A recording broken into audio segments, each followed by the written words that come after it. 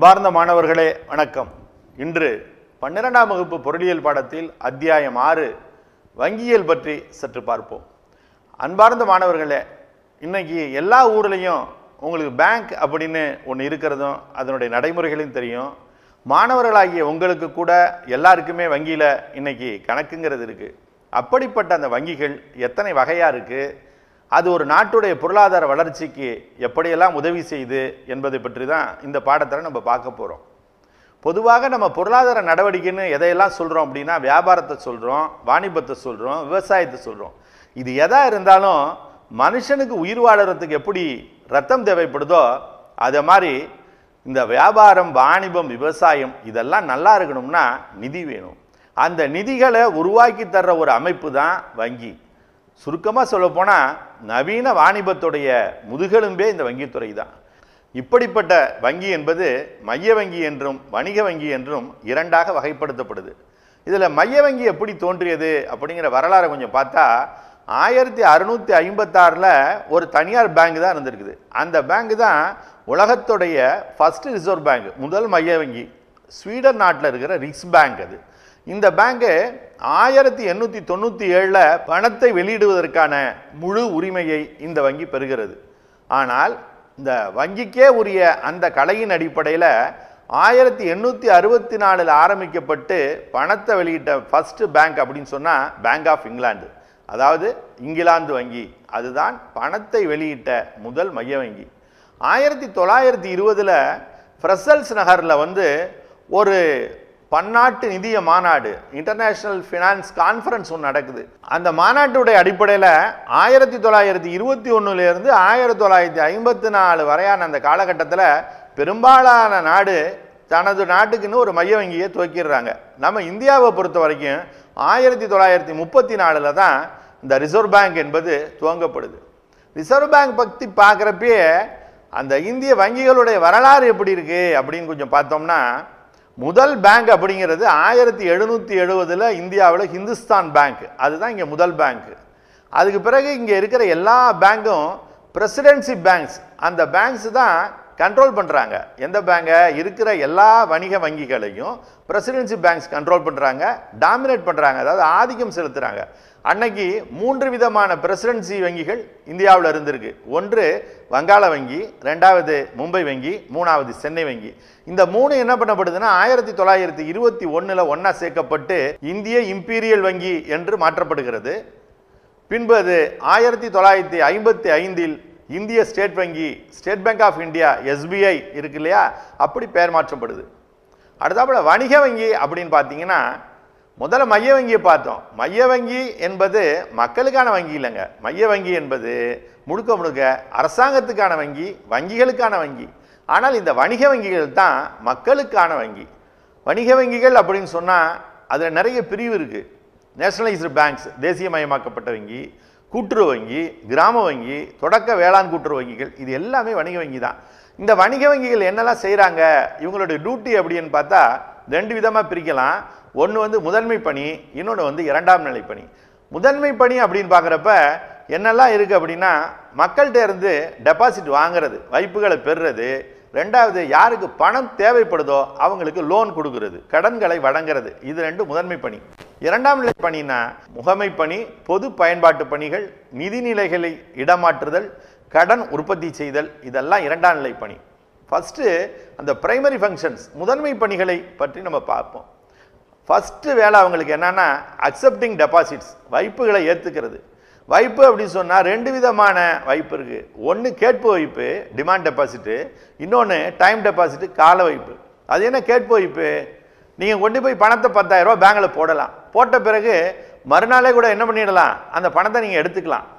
அப்படி எடுத்துக்கிறப்ப யார்கிட்டையும் போய் நீங்கள் சொல்லணும்னு தேவையில்லை, வங்கிக்கு முன்னறிவிப்பு செய்யணும்னு தேவையில்லை. உங்கள் கையில் உள்ள காசோலையை கொடுத்தோ அல்லது ஏடிஎம் கார்டு மூலமாகவோ நீங்கள் அந்த பணத்தை எந்த நிமிடம் வேணாலும் வித்ட்ரா பண்ணிட்டு எடுத்துக்கொண்டு சென்று விட முடியும். இதெல்லாம் கேட்பு வைப்பு. அதே நேரத்தில் கால வைப்புகள், டைம் டெபாசிட் அப்படின்னு சொன்னால், உங்களுக்கு ஒரு ப்ராப்பர்ட்டி விற்பனை பண்ணி ஒரு சொத்துக்களை விற்று ஒரு 5 லட்சம் ரூபா பணம் வருது. அந்த பணத்தை இன்னைக்கு நம்ம வந்து செலவு பண்ணக்கூடாது, ஒரு 4 வருஷம் கழிச்சு மகளுடைய திருமணத்துக்கு இது பயன்படும் அப்படின்னு நினைக்கிறீங்க அப்படின்னா என்ன செய்ய முடியும்? அந்த பேங்க்ல கொண்டு போய் 4 வருஷத்துக்கு நான் அந்த பணத்தை கேட்கல, இதை ஃபிக்ஸட் டெபாசிட் நிலையான வைப்பா உங்கள்கிட்ட வச்சிடுறேன் அப்படின்னு கொடுக்கலாம். இதுக்கு பேர் கால வைப்பு. இன்னொன்று என்னன்னா, உங்களுடைய வருங்கால தேவைக்காக நீங்க என்ன செய்யலாம், உங்களுடைய சம்பளத்திலிருந்து மாதம் ஒரு குறிப்பிட்ட தொகையை ஒரு 5000த்தையோ 2000த்தையோ 3000த்தையோ ஒரு 5 வருடங்களுக்கு தொடர்ந்து கட்டிக்கிட்டு இருக்கிறது, ஒரு 60 மாதத்துக்கு பிறகு வங்கி கொடுக்குற வட்டியோடு வாங்கிக்கிறது. இந்த 2 விதமான டெபாசிட்லையும் நீங்கள் பார்த்தீங்கன்னா நினச்சப்ப நீங்கள் போய் என்ன செய்ய முடியாது, ஏடிஎம் கார்டிலேருந்து பணத்தை எடுக்கிற மாதிரி எடுக்க முடியாது. வங்கிகிட்ட முன்னறிவிப்பு செய்துவிட்டு தான் அந்த பணத்தை பெற முடியும். அதனால் இதை என்ன சொல்கிறோம் என்று சொன்னால் கால வைப்புகள் அப்படின்னு சொல்கிறோம். அடுத்தபடியாக 2வது பணி என்பது கடன் வழங்குதல், லெண்டிங் லோன்ஸ். யாருக்கு கடன் கொடுக்குறாங்க? தனிநபருக்கு கொடுக்குறாங்க, நிறுவனங்களுக்கு கொடுக்குறாங்க. வணிக வங்கிகள் ரொக்க கடன், மாற்றுச்சீட்டு தள்ளுபடி, மிகைப்பற்று இந்த முறைகளை கடனை வந்து கொடுத்துட்ருக்காங்க. 2ஆம் நிலை பணிகள் அப்படின்னு பார்க்குறப்ப ஃபஸ்ட்டு வேலை வந்து ஏஜென்சி ஃபங்க்ஷனுங்க, முகமை பணி. அது என்ன முகமை பணி? காசோலையை பணமாகிறது. அதே மாதிரி உங்களுக்கு வர வேண்டிய லாப ஈவை வாங்கி கொடுக்கறது, ஓய்வூதியத்தை வாங்கி கொடுக்கறது, சம்பளத்தை வாங்கி தர்றது, வாடகை வட்டி இதெல்லாம் வசூலித்து கொடுக்கறது. இதெல்லாம் வசூலிச்சுட்டு வாடிக்கையாளருக்கு வருமானம் வசூலிக்கப்பட்டு விட்டது என்கிற செய்தியை பற்றுச்சீட்டின் மூலமாகவே வங்கிகள் தெரியப்படுத்துகிற வேலையும் செய்கிறாங்க. 3வது வாடிக்கையாளருக்காக பல்வேறு செலவுகளை இவங்களே செலுத்துகிறாங்க. அதே மாதிரி பார்த்தா பொது பயன்பாட்டு பணிகள். அது என்ன பொது பயன்பாட்டு பணி? முக்கியமாக பாதுகாப்பு பெட்டக வசதி.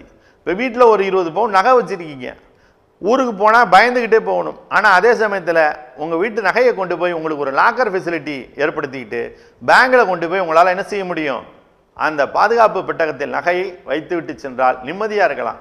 அதே மாதிரி பயண காசோலைகளை வழங்குது. எக்ஸ்போர்ட் இம்போர்ட் பிஸ்னஸ் பண்ணுறவங்க, ஏற்றுமதி இறக்குமதியில் ஈடுபடுறவங்களுக்கு அந்நிய செலாவணி வசதியை செஞ்சு கொடுத்து அதன் மூலமாக வணிக வங்கிகள் வந்து அந்த வேலையை செய்கிறாங்க. இதுக்காக வணிக வங்கிகள் என்ன பண்ணணும்னா, இப்படி அந்நிய செலாவணி வசதியை நாங்கள் செஞ்சு தருகிறோம் அப்படின்னு சொல்லி மைய வங்கிகிட்ட இருந்து அனுமதி வாங்கணும். அடுத்தது எல்சின்னு சொல்லுவோம், லெட்டர் ஆஃப் கிரெடிட், கடன் உறுதியளிப்பு கடிதம். வாடிக்கையாளருடைய கடன் நம்பகத்தன்மைக்கு வங்கிகள் ஒரு சான்று கொடுத்து ஒரு கடிதம் கொடுக்கும். அதன் மூலமாக அவர்கள் தேவையான அளவிற்கு தனக்கான பொருட்களை வாங்கி கொள்கிற வசதி என்பது இருக்குது. அதுக்கு பேர் கடன் உறுதியளிப்பு கடிதம். அப்புறம் பத்திரங்களுக்கு எழுத்துறுதி வழங்குறது, அண்டர் ரைட்டிங் ஆஃப் செக்யூரிட்டி. அதாவது சில பத்திரம்லாம் இருக்குது, இந்திர விகாஸ் பத்திரம், கிசான் விகாஸ் பத்திரம். இந்த பத்திரங்களெல்லாம் முதலீடு பண்ணுனா ஒரு 5 ஆண்டுகளில் 6 ஆண்டுகளில் இந்த பணம் இரட்டிப்பாக்குது அப்படின்னு சொல்லி வங்கி சொல்லிடுச்சு அப்படின்னா வங்கியின் மேலே உள்ள நம்பகத்தன்மைக்காக நம்ம என்ன செய்கிறோம் அப்படின்னா அந்த பத்திரங்களை வாங்குகிறோம். இப்படிப்பட்ட பணிகளையும் இவங்க வந்து செஞ்சிட்டு இருக்காங்க. இது இல்லாமல் மின்னணு வங்கி, வணிக வங்கிகள் என்ன பண்ணுறாங்க அப்படின்னா இன்னைக்கு அந்த மின்னணு முறையை பயன்படுத்தி பற்று அட்டை, கடன் அட்டை, டெபிட் கார்டு, கிரெடிட் கார்டு இது எல்லாத்தையுமே இன்னைக்கு இணை வங்கி மூலம் மிக விரைவாக இந்த பண பரிவர்த்தனைகள் எல்லாம் மேற்கொண்டுட்டு இருக்கிறாங்க. இதர பணிகள் அப்படின்னு சொன்னோம்னா முக்கியமானது பண அளிப்பு. வணிக வங்கியுடைய அந்த பணிகள்லேயே மிக முக்கியமானது பண அளிப்பு தான். பண அளிப்பை அதிகரிப்பது என்பது இதோடைய ஒரு தலையாய பணியாக இருக்குது.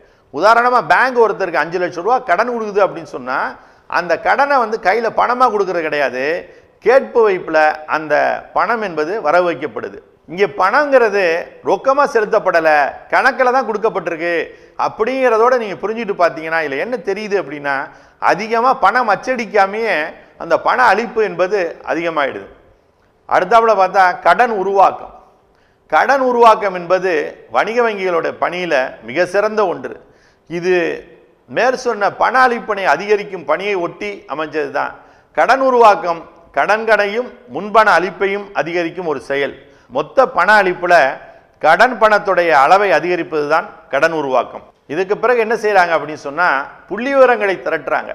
இந்திய ரிசர்வ் வங்கியை போலவே வணிக வங்கிகளும் வணிகம், தொழில், விவசாயம், நிதி இப்படி அடிப்படை துறைகளுடைய புள்ளி விவரங்களை வெளியிடுறாங்க.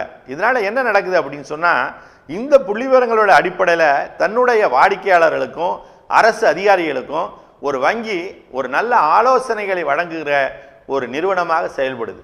அடுத்தபடியாக இந்த வணிக வங்கிகள் எப்படி கடனை நுட்பமாக உருவாக்குது.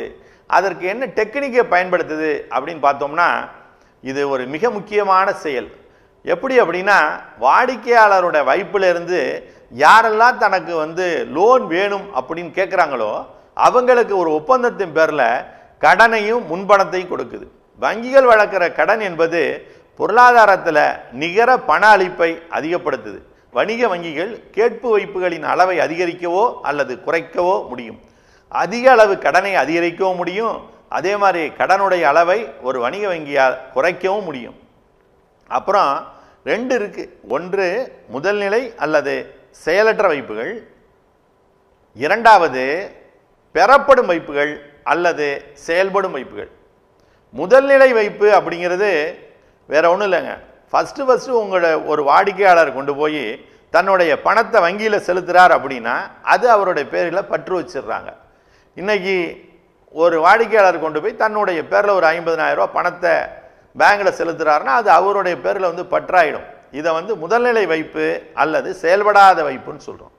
அதே நேரத்தில் இன்னொரு நபர் ஒரு 25,000 ரூபா கடன் கேட்குறாருன்னா முதல் நபர் வைத்த பணத்திலிருந்து ஒரு குறிப்பிட்ட தொகையை எடுத்து கடனாக கடன் கேட்குறவங்களுக்கு கொடுக்குற அதிகாரம் என்பது வங்கிக்கு இருக்கு.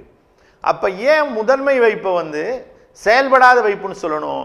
அவருடைய 50,000 பணம் தானே ஆக்சுவலாக கடனாக போகுது அப்படின்னு பார்த்தீங்கன்னா, கடன் வாங்குறவர் தான் செயல்படுறாரே தவிர தனக்கு லோன் வேணும்னு வங்கி அதற்காக பெரிய முயற்சிகளை மேற்கொள்வதில்லை.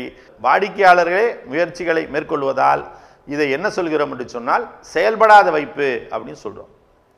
அதுக்கு பிறகு பார்த்தா கடன் உருவாக்கம் அப்படிங்கிறது முன்பண பெருக்கத்தை தான் பொதுவாக குறிக்கிறோம். ஒவ்வொரு கடனும் என்ன செய்யுது அப்படின்னா ஒரு புதிய வைப்பை உருவாக்கிக்கிட்டே இருக்கு. உதாரணத்துக்கு வணிக வங்கிகள் 20% பணத்தை ரொக்கமாக வச்சுக்கணும் அப்படின்னு சொல்லி ரிசர்வ் பேங்க் ஒரு அட்வைஸ் கொடுத்துருக்குறாங்க.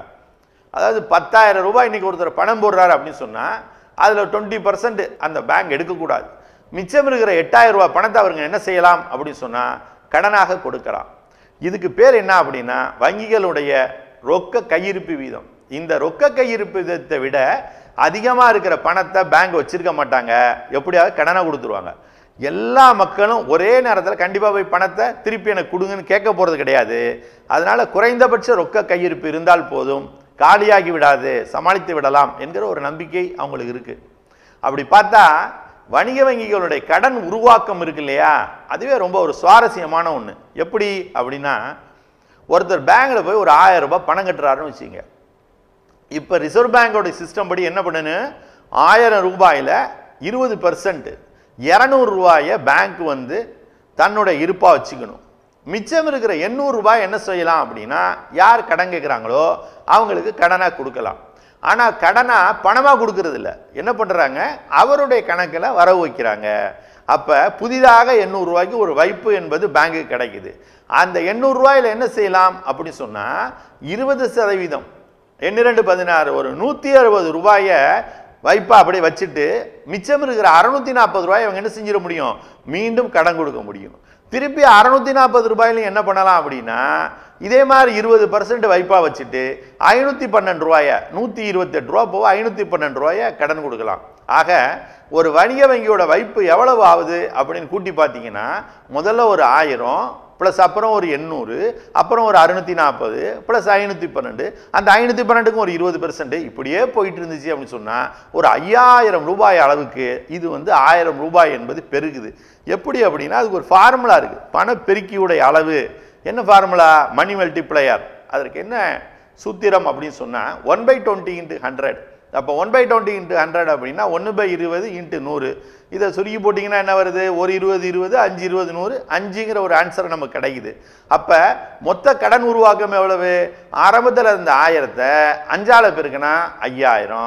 இந்த கடன் உருவாக்க நடைமுறையின் காரணமாக என்ன நடக்குதுன்னா 1000ங்கிற வைப்பு 5000-ஆக பெருகுது அப்படிங்கிறத நம்ம இதுலேருந்து தெரிஞ்சுக்கிறோம்.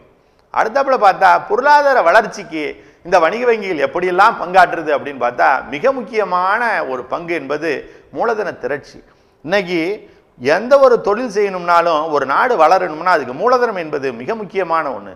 யாருக்கு தொழில் செய்கிற கெப்பாசிட்டி இருக்குதோ அவங்களுக்கு பணத்தை கடன் கொடுத்து அதன் மூலமாக நாட்டுடைய வேலைவாய்ப்பையும் வருமானத்தையும் பெருக்க முடியும். ஆனால் பேங்க் தான் மக்கள்கிட்ட இருக்கிற பணத்தெல்லாம் கவர்ச்சிகரமான திட்டங்களை சொல்லி 7 வருஷத்தில் உங்களுடைய பணம் இரட்டிப்பாகும், நாங்கள் வந்து 11.5% ரெக்கரிங் டெபாசிட் கொடுக்குறோம், வீட்டில் வச்சிருக்கிற பணத்தை கொண்டாந்து கொடுக்குன்னு சொல்லி சிறுக சிறுக சேர்க்கப்படுகிற பணம் தான் கோடிக்கணக்கான ரூபாயாக பெரிய தொழிலதிபர்களுக்கு கடனாக வழங்கப்பட்டு அதன் மூலமாக நாட்டுடைய ஒட்டுமொத்த பொருளாதாரம் என்பது அதிகப்படுதுங்கிற பார்க்குறோம். அந்த வகையில் வங்கி செயலாற்றுது. ரெண்டாவது, கடன் உருவாக்கம். வங்கிகளுடைய கடன் உருவாக்கம் தான் மிக அதிகமான முன்னேற்ற திட்டங்களுக்கு வந்து நிதியை பெற்று தருது. அது அப்படி கடன் உருவாக்குகிற ஒரு நிறுவனமாக இது இருக்கு. மூணாவது, அதிக உற்பத்தி திறனை நோக்கி முதலீட்டை திருப்பி விடுது. எப்படி அப்படின்னா, ஒரு இடத்துல உற்பத்தி திறன் குறைவாக இருந்து அதற்கு வங்கி கடன் கொடுத்தால் தொடர்ந்து அந்த துறைக்கே கொடுப்பதில்லை. என்ன பண்ணிடுறாங்க, எந்த துறையில் உற்பத்தி குறைவாக இருக்கிறதோ அங்கே கொடுக்கப்பட்ட கடனை வருங்காலங்களில் மடைமாற்றி எங்கே உற்பத்தி திறன் அதிகமாக இருக்கிறதோ அங்கே கொடுக்கிறார்கள். அப்போ உற்பத்தி திறன் அதிகமாக இருந்தால் தான் பேங்க்ல லோன் வாங்க முடியும் என்கிற ஒரு நிலையை உருவாக்குகிறாங்க. அப்புறம் சரியான தொழிற்சாலை எது அப்படின்னு பார்த்து ஊக்குவிக்கிறது. வங்கிகள் நல்ல நபரை மட்டும் தேர்ந்தெடுக்கிறது இல்லை, சரியான தொழிலையும் தேர்ந்தெடுக்கிறாங்க. குறிப்பாக சொல்ல போனால் எந்த பொருளுக்கு அதிக தேவை இருக்கோ அந்த பொருளை உற்பத்தி செய்கிற உற்பத்தியாளருக்கு கடன்களையும் முன்படங்களையும் தாராளமாக வழங்குறாங்க. அப்புறம் கடனையும் பணமாக்குறாங்க. எப்படின்னா, ஒரு குறிப்பிட்ட கால கடன்களை இடையிலேயே ரொக்கமாக மாற்றி தராங்க. இன்னைக்கு கடன் கொடுக்காம ஒருத்தனால வந்து விற்பனையை அதிகமாக்க முடியுமானா கண்டிப்பாக முடியாது. ஆனால் அதே ஓவரா கடன் கொடுத்துட்டா அந்த கடனே அவனுடைய விற்பனையை தடை செய்கிற ஒன்றாக மாறி போகுது. அப்படி பாதிக்கப்படுறவங்களுக்கு இவங்க இடையில் என்ன செய்யறாங்க அப்படின்னா, கடனுக்கான உத்தரவாதமாக மாற்று சீட்டுகளை பில்ஸ் ஆஃப் எக்ஸ்சேஞ்ச் வங்கி கழிவு செய்யறதுனால வர்த்தக நிறுவனங்கள் எந்த இடையூறும் இல்லாமல் பொருளாதார நடவடிக்கைகளை தொடர முடியுது. அடுத்தபடியாக பார்த்தா கவர்மெண்ட்டுக்கே நிதி கொடுக்குறாங்க.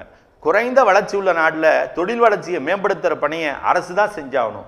அப்போ அதிக அளவு நிதி அரசுக்கு தேவைப்படுதுன்னா வணிக வங்கிகள் மக்களிடமிருந்து நிதியை திரட்டி அரசுக்கு நீண்டகால கடனை கொடுக்குறாங்க. இந்தியாவில் கூட பார்த்தீங்கன்னா இந்திய ரிசர்வ் வங்கி இந்த 2018-19 ஆண்டிலேயே தன்னுடைய உபரி பணம் என்கிற ரூபாய் 68,000 கோடியை இன்னைக்கு மத்திய அரசுக்கு வந்து வாரி வழங்கி இருக்குது. அதே மாதிரி வேலைவாய்ப்பு, இன்னைக்கு வங்கிகள் தேசியமயமாக்கப்பட்ட பின் தான் பல்வேறு நபர்களும் அந்த வங்கித்துறைகளுக்கு பெருமளவுக்கு வேலைவாய்ப்புக்கு செல்லக்கூடிய நிலை என்பது இன்றைக்கு ஏற்பட்டிருக்கு. அதே மாதிரி வங்கிகள் வந்து தொழில் முனைவினையும் ஊக்கப்படுத்துது. மிக ஒரு சிறப்பான வேலை இது. படித்துவிட்டு வேலை இல்லாமல் இருக்கிற இளைஞர்களை வங்கிகள் தன்னுடைய விளம்பரத்தின் மூலமாக ஒரு தொழில் தொடங்குங்க, நாங்கள் உங்களுக்கு கடன் உதவி செய்கிறோம் என்கிற போது முதலில் வேலை இல்லாமல் இருக்கிற ஒரு இளைஞனை ஒரு ஏதாவது தொழிலை செய்ய வேண்டும் என்கிற சிந்தனையை வங்கிகள் உருவாக்குது, பணம் கொடுக்குறாங்க. அப்போ என்ன நடக்குது, ஒரு தனிநபருடைய வாழ்க்கையிலையும் விளக்கேற்றி வைக்கிறாங்க. அதே நேரத்தில் பார்த்தீங்கன்னா ஒரு நாட்டுக்குடைய பொருளாதார முன்னேற்றத்துக்கும் அது சரியான வழியில் உதவி பண்ணுறாங்க. தொழில்நுட்ப ரீதியாக சாத்தியமானதாக இருக்குதா, பொருளாதார ரீதியாக பயனளிக்கக்கூடிய திட்டம்னா வங்கிகள் இன்னைக்கு 10 லட்சம் ரூபாய் தேவைன்னா 100% 10 லட்சத்தையும் கூட கடனாக கொடுக்குறாங்க. ஆக வணிக வங்கிகள் வந்து தொழில் முனைவுக்கும் நாட்டுடைய மேம்பாட்டுக்கும் ஒரு அளப்பரிய பணியாற்றிக்கிட்டு வருது அப்படிங்கிறதா உண்மை. இவ்வளவு நேரம் பேங்கை பற்றி பார்த்தோம். அடுத்தாப்புல பேங்க் இல்லாமல் கடன் கொடுக்கிற நிறுவனங்கள் உண்டு. அதுக்கு பேர் வங்கி அல்லாத நிதி நிறுவனம், நான் பேங்கிங் ஃபினான்சியல் இன்ஸ்டிடியூஷன்ஸ், NBFIs. அதாவது ஒரு வங்கியல்லா நிதி நிறுவனம் அல்லது வங்கியல்லா நிதி நிறுவனம் அப்படிங்கிறது ஒரு நிதி நிறுவனம் தான். இது என்ன கிடையாது, பேங்க் கிடையாது.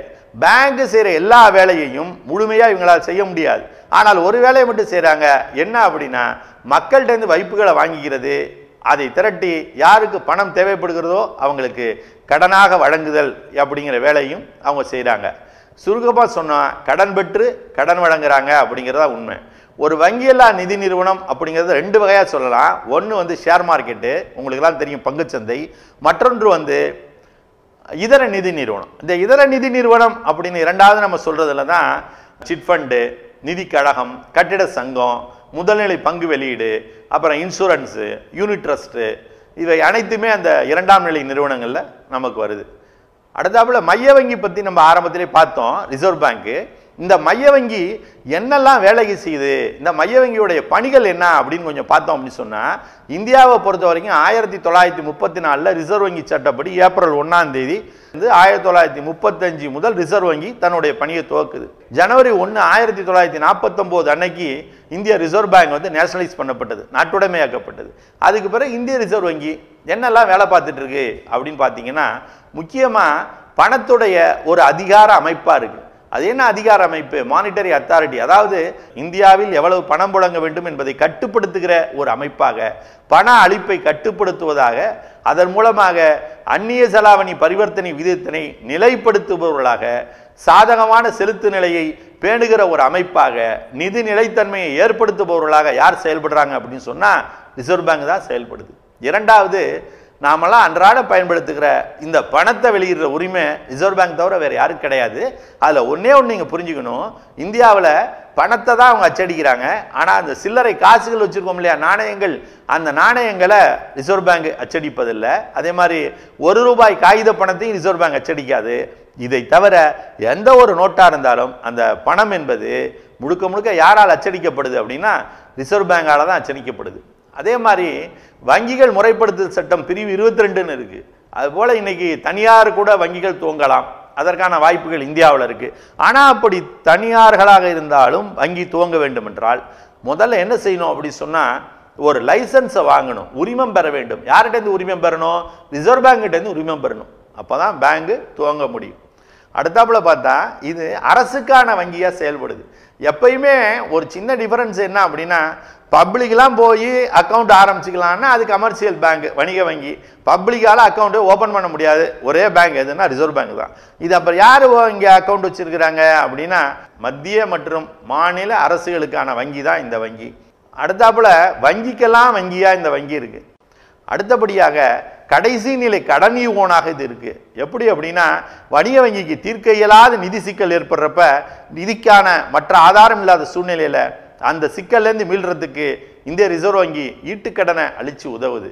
அதுக்கு பிறகு தீர்வா செயல்படுது. எப்படி? நிறைய வங்கிகள் இருக்கு, இந்த வங்கிகளுக்கிடையே டிரான்சாக்ஷன் பரிவர்த்தனை நடக்குது. அப்ப ரிசர்வ் பேங்க் ஒரு 14 தீர்வகங்களை வச்சுக்கிட்டு எல்லாவற்றையும் சரி செய்து கொடுக்குது. அதே மாதிரி அந்நிய செலாவணி அதோடைய பாதுகாவலனா இருக்கு. அப்புறம் பொருளாதாரத்தை நெறிப்படுத்துது.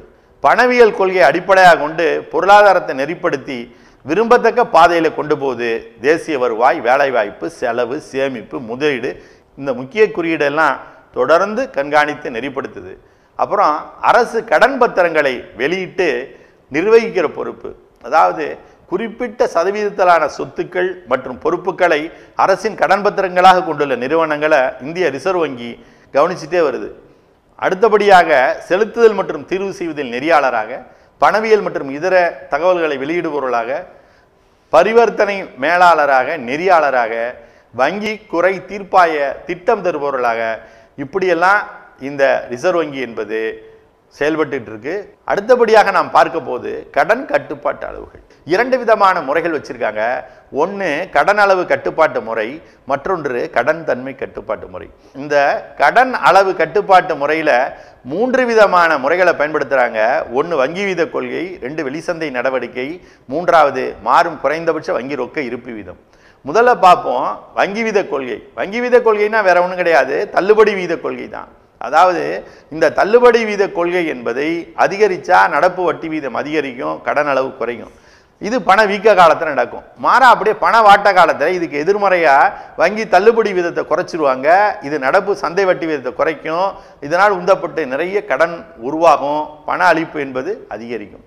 அப்புறம் வெளிச்சந்தை நடவடிக்கை. குறுகிய அளவில் பார்க்கிறப்ப மைய வங்கி என்ன பண்ணுது அப்படின்னா, பொது சந்தையில் அரசுடைய கடன் பத்திரங்களை வெளியிடுது, திரும்ப பெறுது, வெளிச்சந்தை நடவடிக்கையில் எடுத்துக்குது. அடுத்தபடியாக பார்த்தா மாறும் ரொக்க இருப்பு வீதம். இந்த ரொக்க இருப்பு வீதம் அப்படிங்கிறது ஏற்கனவே பார்த்துருக்கோம். வணிக வங்கிகள் வந்து சேரும் கேட்பு மற்றும் கால வைப்பில் ஒரு குறிப்பிட்ட சதவீதத்தை கையில் வச்சுக்கணும்னு சொன்னேன். உதாரணம் கூட சொன்னால் 1000 ரூபாய் பணம் ஒருத்தர் போட்டாருன்னா 1000 ரூபாய் கணக்கு கொடுத்துட முடியாது, 20% ரொக்க இருப்பு வச்சுக்கிட்டு 800 ரூபாய் தான் கொடுக்கலான்னு. இந்த வீதத்தை மாற்றக்கூடிய அதிகாரம் யாருக்கு இருக்கு அப்படின்னு சொன்னால் ரிசர்வ் பேங்க்கு இருக்கு. எப்படி? 1000 ரூபாய்க்கு 20% 200 ரூபாய் கையில் நீங்கள் வச்சிருக்கணும்னு சொல்றதுக்கு பதில் 1000 ரூபாய்க்கு நீங்கள் 40% 400 ரூபாய் கையில் வச்சுக்கிட்டு மிச்சம் 600 ரூபாயை தான் நீங்கள் கடனாக கொடுக்க முடியும் அப்படின்னு சொல்லலாம். அப்ப அதன் மூலமாக என்ன ஆகும் அப்படின்னு சொன்னா கடன் உற்பத்தி குறைவாகும், விலைவாசிகளை கட்டுப்படுத்த முடியும். குறிப்பா சொன்னா அந்த மாறும் ரொக்க இருப்பு வீதம்ங்கிறது பணவியல் கொள்கையில ஒரு கருவி. இதனை முதன்முறையாக கீன்ஸ் தான் சொல்றார். அமெரிக்க மைய வங்கியான ஃபெடரல் ரிசர்வ் சிஸ்டம் இதை முதல்ல முற்படுத்துறாங்க. சட்டப்பூர்வ நீர்மை விகிதம், இதில் மாறும் ரொக்க இருப்பு விகிதத்தில் இது ஒரு பிரிவுன்னு கூட சொல்லலாம். இந்த சட்டப்பூர்வமான விகிதமான இதில் வங்கிகள் தன்னகத்தை எப்போதும் வைத்திருக்க வேண்டிய ரொக்கம் எவ்வளவு, தங்கம் எவ்வளவு, ஒப்புதல் பெற்ற பத்திரம் எவ்வளவு, உள்ளடங்கிய நீர்தன்மை கொண்ட சொத்துக்கள், இவை எல்லாவற்றையும் இது பராமரிக்கிறது. கேட்பு வைப்பு, கால வைப்பு, இதெல்லாம் வங்கிகளுடைய பொறுப்பாக ஒரு குறிப்பிட்ட சதவீத அளவிற்கு இருக்க வேண்டும். இதெல்லாம் கடன் அளவு கட்டுப்பாடு. இப்போ இனிமேல் பார்க்க போகிறது கடன் தன்மை கட்டுப்பாடு. இதில் என்னெல்லாம் இருக்குது? கடன் பங்கீடு பண்ணுறது, நேரடி நடவடிக்கை, நெறிமுறை தூண்டல், விளம்பரப்படுத்துதல், நுகர்வோர் கடனை முறைப்படுத்தல் மற்றும் ஈட்டு கடன்களின் விளிம்பு நிலை. கடன் பங்கீடு அப்படிங்கிறது ஒரு பழமையான கடன் கட்டுப்பாட்டு முறை. இது 18ஆம் நூற்றாண்டில் இங்கிலாந்தோடைய மைய வங்கியான பேங்க் ஆஃப் இங்கிலாண்டில் தான் இது வந்து நடைமுறைப்படுத்தப்பட்டது. எப்படின்னு சொன்னால், பல்வேறு நோக்கங்களுக்காக மக்கள் கடன் கேட்கிற போது என்ன நோக்கத்துக்காக கடன் கேட்கிறார்கள் என்பதை வரிசைப்படுத்தி எந்த கடன் அத்தியாவசியமோ அதை கொடுக்கறது, பாக்கி கடனை கொடுக்காம விட்டுறது. அடுத்தபடி பார்த்தா மாறும் தொகுப்பு வரையறை, மாறும் மூலதன சொத்து வீதம் அப்படின்னு 2 இருக்கு. இதுல இந்த மாறும் தொகுப்பு வரையறையில ஒவ்வொரு வணிக வங்கியும் எவ்வளவு அதிகபட்ச கடனும் முன்மடனும் கொடுக்கலாம் அப்படிங்கிறத மைய வங்கி சொல்லிடுறாங்க திட்டவட்டமா. மாறும் மூலதன சொத்து விகிதத்தில் வணிக வங்கி தங்களுடைய சொத்து மதிப்பில் எந்த அளவு மூலதனமாக வச்சுக்கலாம் என்பதையும் வணிக வங்கி வரையறை பண்ணிடுது. ரெண்டாவது நேரடி நடவடிக்கை. நேரடி நடவடிக்கை என்ன அப்படின்னா, வணிக வங்கிகள் வந்து மாற்றுச்சீட்டை கொண்டு வந்துட்டு பணம் கேட்பாங்க. அப்படி கேட்குறப்ப அதை ஏற்றுக்க முடியாது அப்படின்னு சொல்லிட்டு ஒட்டுமொத்தமாக மறுத்துடுறது. அப்போ வணிக வங்கிகள் வழங்குகிற கடன் அளவு என்ன ஆகுது அப்படின்னா கட்டுப்படுத்தப்படுது. அப்புறம் மூலதனம் மற்றும் இருப்பையும் தாண்டி மொத்த கடன் அளவை ஒரு பேங்க் வச்சிருக்கோம் அப்படின்னு சொன்னால் அந்த வணிக வங்கிக்கு தேவைப்படுற நிதி ஒதுக்கீட்டை மைய வங்கி மறுக்கிறது. மூணாவது நெறிமுறை தூண்டல். வணிக வங்கிகளின் கடன் அளவை கட்டுப்படுத்த மைய வங்கி அடிக்கடி கையாளும் முறை. இந்த முறைகேடு என்ன செய்கிறாங்கன்னா, அறிவுரை சொல்கிறாங்க, வேண்டுகோள் விடுக்கிறாங்க. இவற்றின் மூலமாக வணிக வங்கியுடைய கடனை வந்து கட்டுப்படுத்துறது. அப்புறம் விளம்பரப்படுத்துறது. மைய வங்கி தன்னுடைய கடன் வழங்கும் கொள்கையில் பொதுமக்களிடம் விளம்பரப்படுத்தி அதன் மூலமாக கட்டுப்படுத்துறது. அப்புறம் நுகர்வோருடைய கடன் தவணை முறையில் கொள்முதல், நுகர்வோர் செலுத்துகிற தவணை தொகையை திடீர்னு அதிகப்படுத்தி விட்டுட்டாங்க. அப்போ கடன் வாங்குறவங்களுடைய எண்ணிக்கை வந்து குறைஞ்சி போயிடுது. அதே மாதிரி இறுதி வாய்ப்பாக அது என்ன செய்யுதுன்னா, ஈட்டுக்கடன்கள் மீதான விளிம்பு தொகை தேவையை மாற்றுதல். உதாரணமாக 10 லட்சம் ரூபாய்க்கு ஒரு நபர் போய் காருக்காக லோன் கேட்குறாரு அப்படின்னா, மார்ஜின் ரெக்கவர்மெண்ட் பேமெண்ட் கட்டுங்க அப்படிம்பாங்க. என்ன சொல்லுவாங்க, 10 லட்சம் ரூபா பணத்துக்கு நீங்கள் வந்து 2 லட்சம் ரூபா பணம் கட்டினா போதும், மிச்சம் 8 லட்சம் ரூபாய் கார் மேலே நாங்கள் லோனாக தரோம் அப்படிம்பாங்க. ஆனால் ரிசர்வ் பேங்க் இந்த லோனை கட்டுப்படுத்தணும்னு நினச்சா என்ன செஞ்சுருவாங்கன்னா, இந்த 2 லட்சம் ரூபா மார்ஜின் அமௌண்ட்டுங்கிறத 3 லட்சம் இல்லை 4 லட்சம் மாற்றிடுவாங்க. அப்போ என்ன ஆகும், 2 லட்சம் ரூபா கட்டுறதுக்கு தயாராக இருந்த அந்த நுகர்வோரால் 4 லட்சம் ரூபா கட்ட முடியாதனால தற்போதைக்கு கார் வாங்குகிற அந்த திட்டத்தையும் அவர் ஒத்தி வச்சிருவார். ஆக இப்படிப்பட்ட விதத்தில் செய்து மேலும் அடுத்த பகுதியில் வங்கிகள் எப்படி விவசாயத்திற்கும் தொழில்துறைக்கும் கடன் கொடுக்கிறது என்பதை பற்றியெல்லாம் பார்ப்போம். மாணவர்களாகிய நீங்கள் உங்களுடைய பாடப்புத்தகத்தையும் எடுத்து நடத்திய பாடங்களை சரிபார்த்து உங்களுடைய அறிவை வளர்த்துக் கொள்ளுமாறு கேட்டுக்கொண்டு விடைபெறுகிறேன். நன்றி, வணக்கம்.